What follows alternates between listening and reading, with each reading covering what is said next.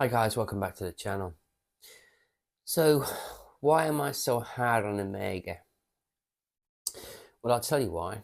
Because I put my money in my pocket and I spent a lot of money with Omega. I also had some very bad experiences with Omega. Omega as a brand, customer service, lack of, and some very dirty-handed tricks by some of their ADs that were not frowned upon, that were tolerated and probably encouraged. Now, I found out what Omega is doing. I've covered it in other videos, but I've got some more information for you. But the crux of this video is to advise anybody that's considering putting their hard-earned money into purchasing an Omega watch is to do a hard pass. Now, most Omega watches are purchased on finance because that's the only way they can sell them. I see Omega, which is strategically placed to go boutique only within 5 years, and I've said this till I'm blue in the face, boutique only, to become a brand that nobody wants to purchase because the boutiques don't give finance. So are you with me?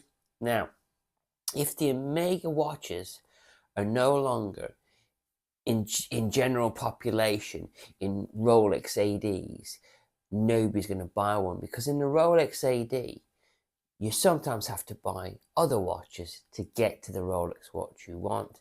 And therefore, if there's an Omega there, you're quite happy to pay full MSRP for that Omega with the view to getting the Rolex. Now that's changing as well.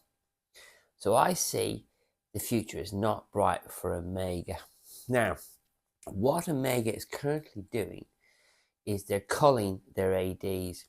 They are changing their parameters for being an AD. You know, you're not big enough, or you don't have these amount of brands, or you don't have a shop within shop. And they are culling ADs with over 100 years partnership with Omega because they're just changing the parameters, so eventually all you can do is be a boutique, and if you're not a boutique, your face doesn't fit anymore.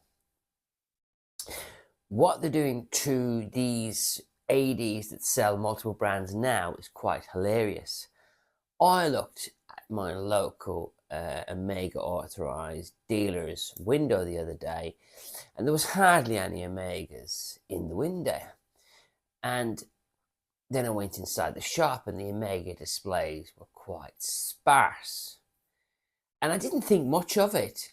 And then I spoke to a good friend of mine who told me some other information that he got from another AD. It's actually a new policy. Omega are taking watches from the front and putting them in the back. They have tons of watches in the back, but they're trying to be Rolex. They are, God love them. They're trying to make punters think that the watches are harder to get. So they're showing less of the watches. It's hilarious, right? Considering the number of SKUs you can get. Just look at the 300M range. There are SKUs coming out of the woodwork every day. Just look at that dreadful Paris edition. Now, that's what they're doing. That's a fact. Another thing that you people will not believe me on is the Snoopy is dead. The Snoopy is no more, and it went out officially to everybody that had requested the Snoopy back at the beginning. The system realized there was none left, whatever, and just generated it on auto. But here's the rub. If you can't get a Snoopy anymore, what is the point in purchasing anything from Omega? Because that's it, guys. That is the watch everybody wants. And you will buy a load of other Omegas from a boutique to get that watch. Now, you will also do the same thing to get an Ed White. But again, that's not a very good watch. Now, when I say it's not a very good watch, I was about to purchase an Ed White for £14,000. When I did my research, I found out it's an old movement, not a very accurate movement in a brand new watch. Looks great. I know everybody's going to have a go at me about it being, you know, handmade. Big deal. It keeps terrible time. It's not a good watch. It is not a Rolex. So that's why I passed on the watch. And I passed on the watch because the Omega brand is going into the toilet, if you ask me. Another reason why I'm telling you not to buy an Omega is, let's say you're stupid enough to buy the new white Speedmaster at £7,600. I'm going to tell you a story about that watch. There might be massive, massive queues to buy the new shitbox Snoopy Swatch watch. Massive queues. And the new black one that's coming out. This plastic watch that I own, by the way. Hands up, I bought one. But there's no massive queue to buy the new white 7600 Speedmaster, because I'll tell you two stories. First one, a friend of mine got a phone call about the watch. Hey, do you want this watch? Do you want us to put you on the list for this watch? Why is an Omega boutique ringing random customers, asking them if they're interested in a watch, a brand new latest watch? Who needs to do that? Somebody that's not selling them, correct? Supply and demand. And then I saw a post on Facebook where same thing. This guy's posting all these pictures of watches that he was offered today, probably 3 weeks after launch, post-launch of the new white Speedmaster. And one of them was a white Speedmaster. What does that tell you? No demand. Now, part of the reason there's no demand, it's very simple.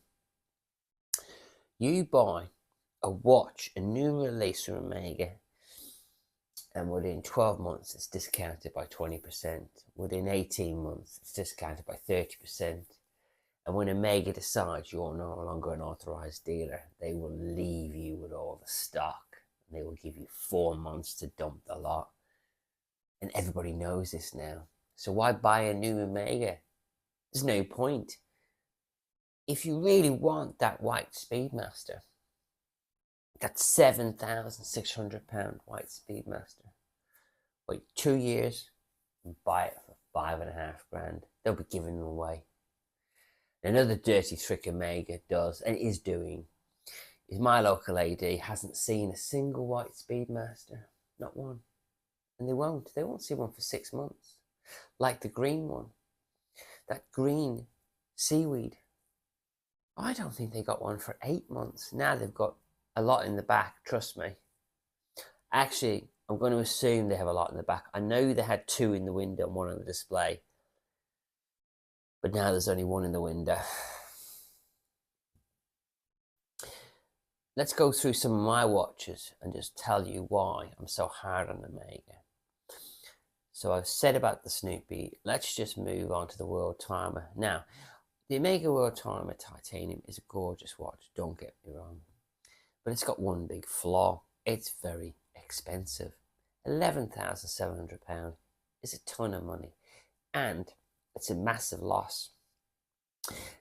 Recently, an authorized dealer that's face no longer fitted, Wallace Allen, was selling one for £9,350. They were. Which meant my one was now worth £7,000, which means I've lost £4,700 on an Omega in under 7 months. And this is a brand new watch, a brand new model, whatever, because Omega is not protecting its brand value. Now, another thing about the World Timer that you need to realize is a lot of these reviews on YouTube are wrong. They're so wrong, it's criminal. The World Timer is a 2 time zone watch. That's it. You set it at your home time. So if you're from New York, you set it to New York time. And then when you travel, you can hack the hour hand back and forth to the new time zone you're in. Okay? That's it. When you look up at Japan, that's not the time in Japan. It just isn't. That's not the time in England, unless you're in England and you've set the main clock that way. But a lot of people, when they do their Google reviews or their reviews on the World Timer, they say that all those times are correct, and they're not. It's not a computer, it's a watch. So remember, the Omega World Timer only has 2 time zones, so it's basically a GMT. That's it. Glorified GMT. Gorgeous watch, way overpriced, but in my opinion, I don't know why they call it a world timer. Next watch, and this watch would be perfect, and it is very good watch. It's the Bond 60th anniversary edition watch. Now all of the naff stuff's at the back, the front's a gorgeous watch, but it's very overpriced. It's very overpriced. £7,900, over 2,000 more than a standard Seamaster, and the bezel is not ceramic, it's pre-ceramic, so it's retro. Still love the watch, but it's only got 55-hour power reserve. I mean, that case is massive. It's much thicker than this 70-hour power reserve Rolex, and yet 55-hour power reserve. World timer has 60, speedy 50. Okay, now I've got two other Omegas. One is a Spectre, which I just have to have, and you're better off buying the new 300, to be honest, because it's now got the lollipop second hand. So the only point of difference is the bezel.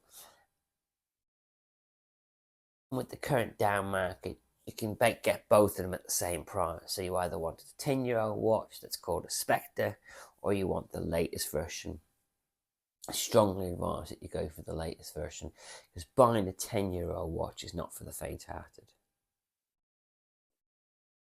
Okay, last watch I've got is a Peter Blake. Love that watch. And I bought that watch to use as a daily watch, a tool watch, and I wore it on a NATO strap. But the problem I was having with the watch, and I'm still having that problem with this gorgeous watch, is the power reserve. I'm finding that the watch is dying on me because I'm wearing it on a NATO. If I'm not wearing it, it's just sitting there, and it's sitting there losing its power. And then because the lume is so good, I wear it through the night. And again, I'm not moving, so I'm losing the power. So I look down and it's dead. So that's the problem. The power reserve on the watch, because it's an old watch, gorgeous watch. And when they do all these reviews on YouTube, they don't tell you that the power reserve is 40 hours, and it's just not. It's not feasible. Unless you never take the watch off, and that's not going to happen, is it? You're not going to wear that 24/7. Now, another problem with the Peter Blake, the 225450, is an older one. The bracelet will just keep pulling open on the diver's extension. That's why I wouldn't buy an Omega. This is a long, drawn out, having a go at Omega to try and save somebody from spending their hard-earned money on an Omega. And Rolex is opening up now. You can get a Datejust. I guarantee if you want a Datejust Rolex and you're in the United Kingdom and you can't get one from your authorized dealer, reach out to me and I'll send you to my authorized dealer and they will get you a Datejust, because the demand is slowing for Rolexes, certain models, because there's no money in flipping them. They're still fantastic watches, but there's no money in flipping them. Okay. And I just wanted to say one last thing about Omega. I'm very disappointed in Omega. I'm very disappointed in upper management with Omega in the United Kingdom, how they've managed me, how they've treated me, customer, and how they've treated other customers. And, you know, would I recommend them to anybody? No. Just to sum up, I'd like to thank you for watching. I'd like to thank you for your continued support. And don't forget to subscribe. And I'll catch you next time.